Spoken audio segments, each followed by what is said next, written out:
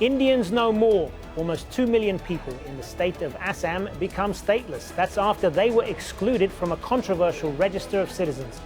So is it a means of cracking down on illegal migrants, or just a ploy to target Muslims? And how much is it just playing politics? This is Inside Story.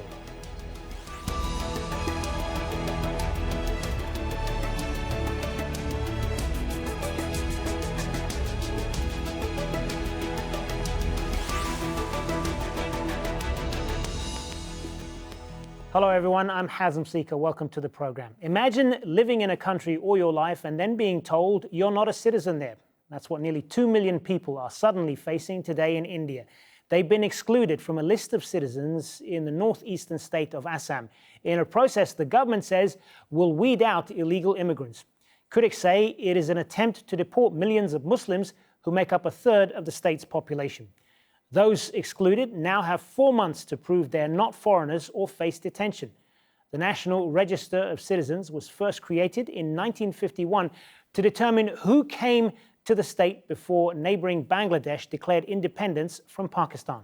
We'll be speaking to our guests in a moment, but first, Priyanka Gupta reports from Assam's largest city, Guwahati. An anxious Saturday in Assam. People lined up since early morning to find out if their names are on the state's final list of citizens. 47-year-old Mijanur Rahman, a farmer in Buraburi village, is on the list, but his wife and 3 children aren't. I'm very worried. I feel bad. In my heart, I am very sad. This elderly couple in Guwahati also trying to understand what went wrong. 71-year-old Santosh Debnath was born in Assam and has lived here all his life. His entire family is on the list except him and his 2 daughters. The 3 who are on the list submitted the same document. My daughter and I submitted that as well. So how can we be excluded? Those excluded from Assam's final register of citizens will have to appeal in foreigners' tribunals like these within 120 days. Rights groups, including Amnesty International, are calling for transparency, as there have been several reports suggesting that some proceedings have been biased and discriminatory. The group that spearheaded the protest movement against foreigners, the All Assam Students' Union, says the list should be longer. Today's number is not near to the already declared figure by the Government of India and Government of Assam. We expected more. That's our feeling. So we are not happy. So we feel that there may be some error in the process and the whole NRC is not complete. So for a remedial measure, we will approach to the Honorable Supreme Court of India. And the Hindu nationalist BJP, the ruling party in both New Delhi and Assam state, says it's alarmed. It says it will appeal to India's highest court to re-verify the documents of Indians living in Muslim-dominated border districts. The BJP tried to pass a law earlier this year to allow citizenship rights to persecuted minorities from neighbouring countries. Muslims were left out. The proposal provoked protests in Assam by groups that want all illegal immigrants to leave India. As the arguments over numbers and religion grow, a protracted legal battle faces nearly 2 million people and their fate as Indians. Priyanka Gupta, Al Jazeera, Guwahati.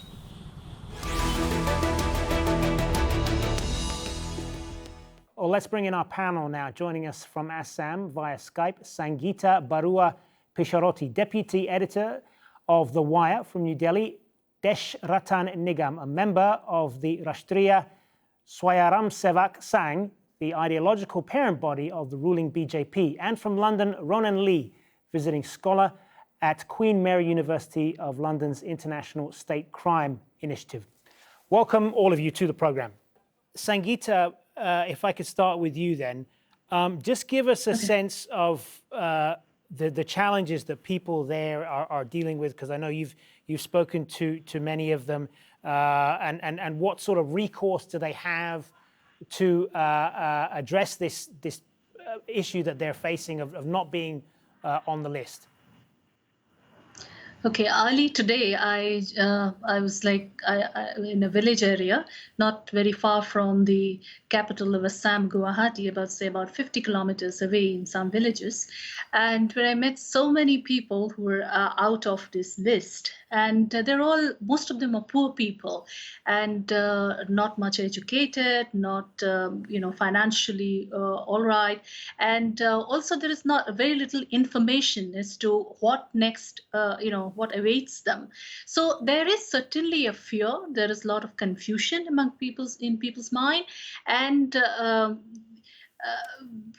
many of them say, the interesting thing is that some members of their family are in the list, some are not. So this is actually creating a lot of confusion among people. And I feel mostly the women, particularly among the Muslim community, the women are the worst sufferers, because they have not been able to establish any link with their parents. So that is actually causing a lot of trouble on the ground, a lot of confusion. And they were told to give some certain papers of the local bodies, but in many cases those papers have not been accepted, but in some cases they are. So there's so much of confusion about, there's no uniformity that I see on the ground. So what I would say at this point is that the structural problems are actually a lot, and that is causing a lot of harassment, a lot of confusion among people.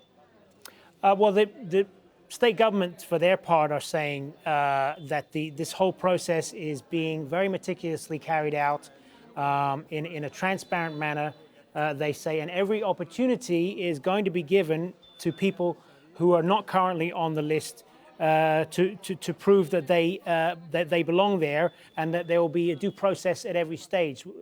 How does that square with what you're seeing? No, yes, I understand. I've seen all of that, but that has come quite late, you see, because already these issues are there in the media, or reports. Everybody can see that. So it has come much towards the end, but already so many suicides have happened. So this is very much there, staring at your face. But the other thing is also, now what? So many of them will have to go through the foreigners tribunal, the entire mechanism that has been put in place, and they will have to show the same papers that they have. So they are wondering what more will they be able to provide. And so that is one thing. And then the other thing is also that the Supreme Court's recent order that after 3 years they'll be taken out of the detention camps. So they're wondering whether, if you fail the test at the tribunals, will you be put in the detention camps? Then after 3 years you come out. Is that a mechanism that has been put in place? The government has not spelled it out clearly about that. And the other thing is that once you come out, are you a citizen or a non-citizen, or on what basis will you be kept? So those things are very much there, and I can see that on the ground.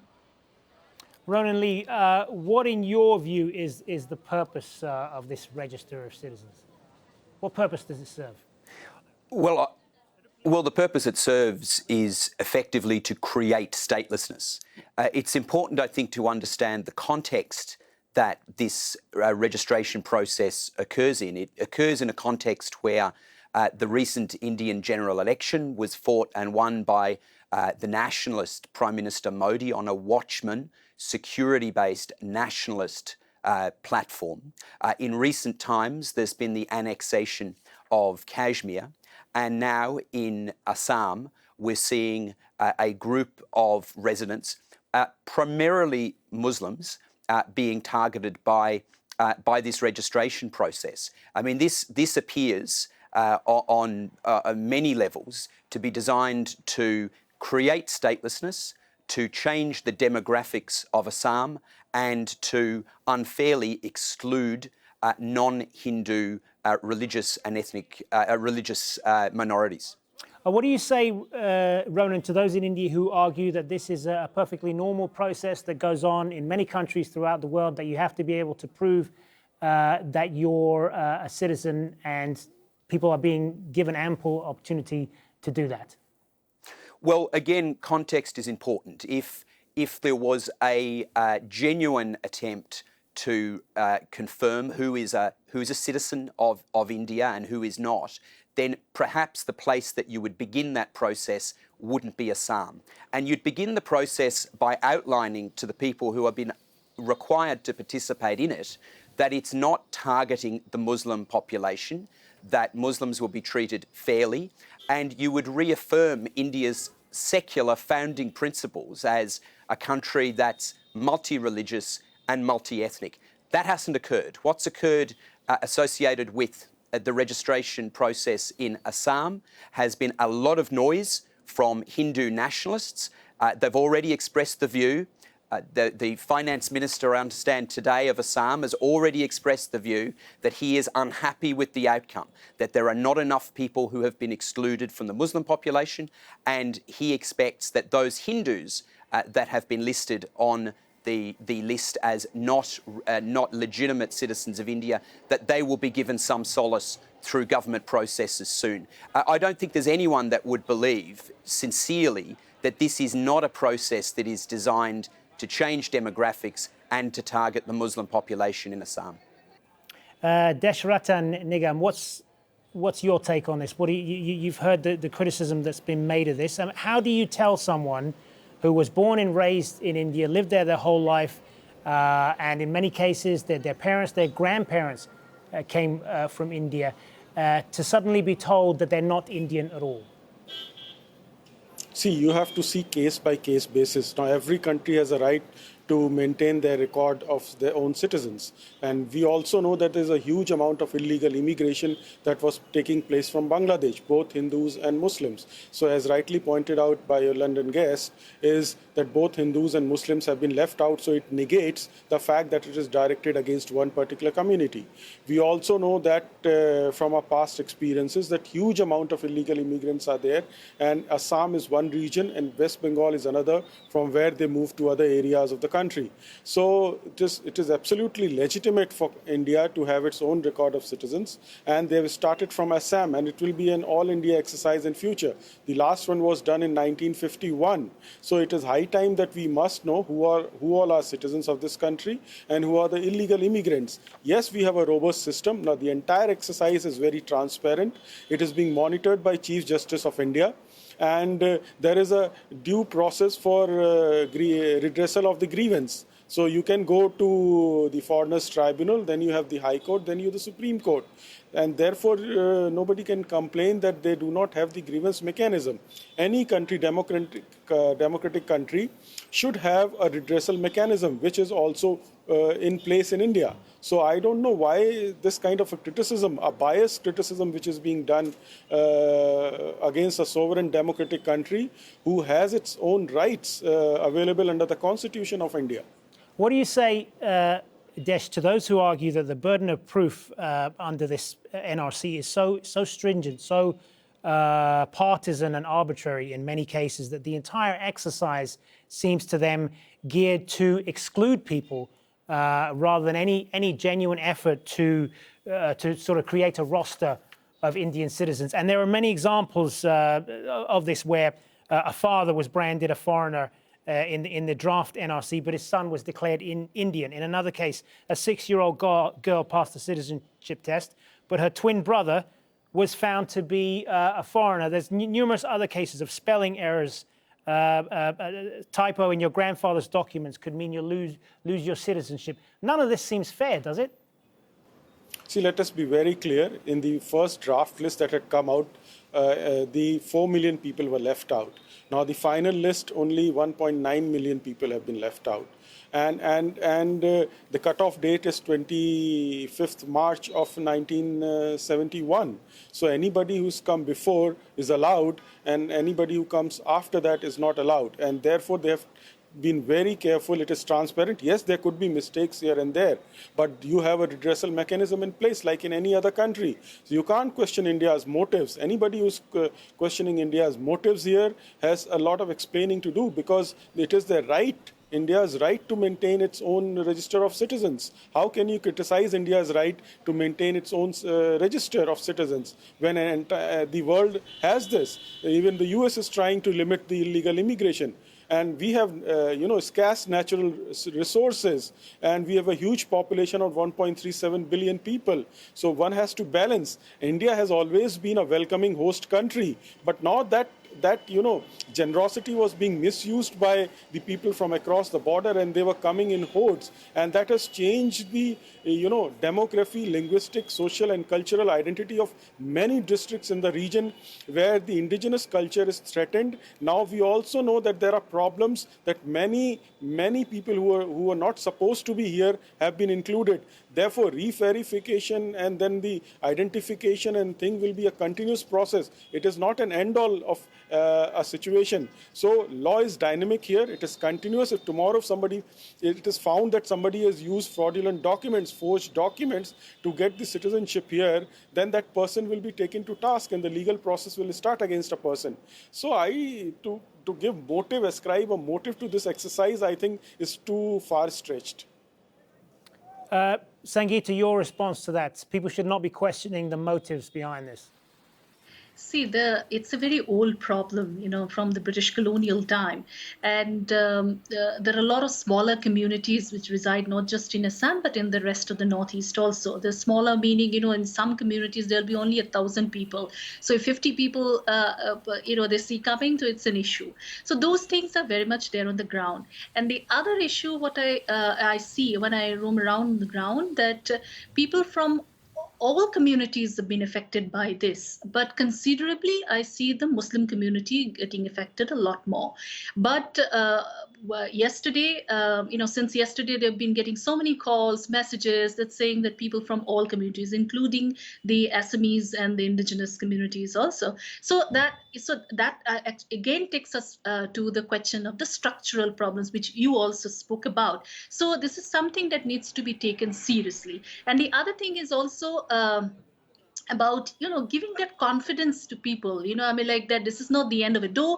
Not finding one's name in the list itself doesn't make one stateless. You have to go through the entire process, but still, you are thinking about you have to think about the small poor people. Where will they get so much money to fight these cases? There'll be so many litigations now, and even if to go to a tribunal, you need at least 25,000 Indian rupees.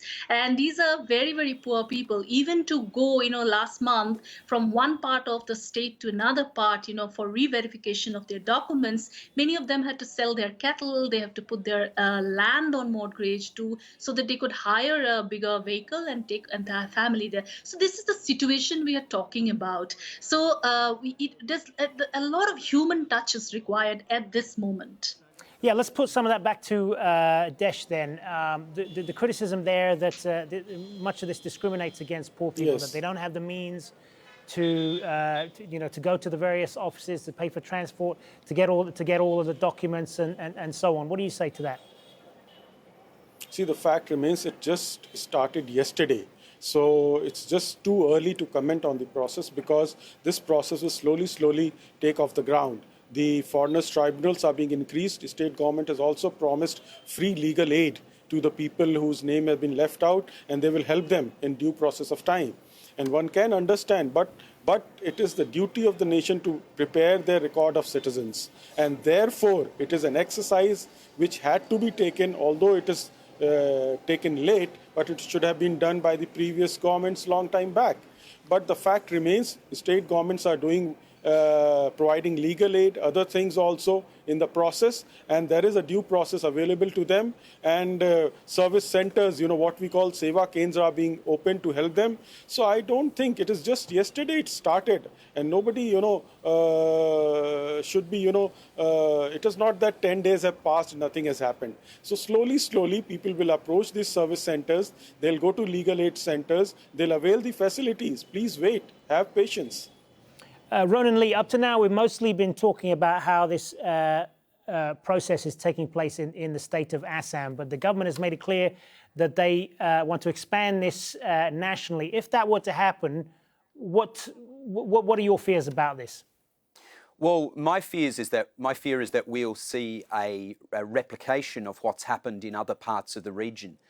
Just nearby in Myanmar, the Rohingya, an oppressed Muslim minority, The key element that began their oppression in Myanmar was an aggressive citizenship verification process during the 1970s. And from that time on, their rights were increasingly restricted. And then some decades later, they were forcibly deported from Myanmar. And there's now some 1 million Rohingya resident in refugee camps in Bangladesh. But there's also Rohingya in camps within Myanmar. And they're not allowed to leave. Concerningly, Prime Minister Modi visited Myanmar at the time that the forced migration was taking place during 2017, and he was supportive of the government of Myanmar's approach. So in that context, it must be chilling when people in Assam who found themselves not on the citizenship register note that there have been detention camps built in Assam and that the government intends to build 10 more detention camps within Assam. Those people not on the NRC today must be deeply concerned that the future they face could well be something very similar to the fate of the Rohingya. Deshratan Nigam, you mentioned there how every country has the right and the need to get a register of all of its citizens to update this and so on.